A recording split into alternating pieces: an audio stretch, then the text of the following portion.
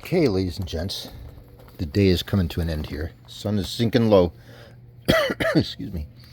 It's a good start to a video. Oh my. I wanted to show you real quick the oil cooler line. So it's the 3VZ 3.0 Toyota engine has an oil cooler on it, and there's actually coolant lines that run to it. So there's two of those. One is not that difficult to get to. The other one, you got to be creative. So let me show you. This is the old one. You can see I had to mangle it to get it off. It's been on there I don't know how long. But it's a rubber coolant line. And I'm going through and replacing all these things. I figure, I don't know if this thing's 30 years old, but it could be. And, you know, as good as this stuff seems to be sometimes, there comes a point where you got to change it out. So let me show you this one. So see that round silver thing? That's the oil cooler. And then right there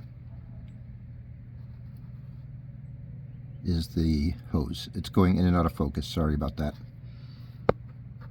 There we go. Alright, so there's the hose. You can see there's the pinch clamps on there. I just reused those because there's no way I was going to try to get a screwdriver in there or anything.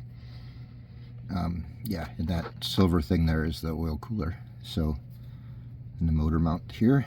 And yeah, so going through the wheel well was what I had to figure out.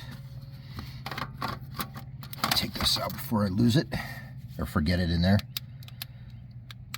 Drive around 6 years with it in there. So and don't forget, while you have the wheel off, go ahead and grease all your fittings and everything. It's a good time to do it. Check your brakes. Let me show you the other line real quick, where it is, so you guys can, if you have a coolant leak, or the oil leaks sometimes from these oil coolers also. Let me see if I can get a better shot. Bring my light just in case. Alright, yep.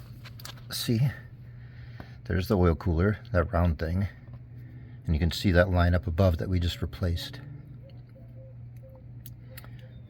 And let's see, just below. So see that line right at the bottom there coming out? That black line? That just comes out the bottom and goes up to the front to the thermostat housing. And that one's pretty easy to get to because you can reach up under here with a pair of pliers and get that off. So actually that one wasn't so bad, even though it looks like it's way in there. Yeah. I think I actually took the skid plate off. Yeah, and kind of went from the front, so I didn't come from back here. Take the skid plate off and go in from the front, you can get to that one. Sometimes these oil coolers do leak oil, and you can take them off and reseal them, put new gaskets, O-rings. I did that a while back.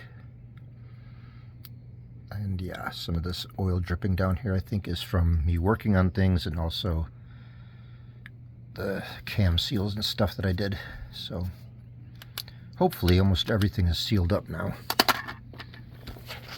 I have no expectation of a 30-something-year-old vehicle being perfect, but something a little bit better.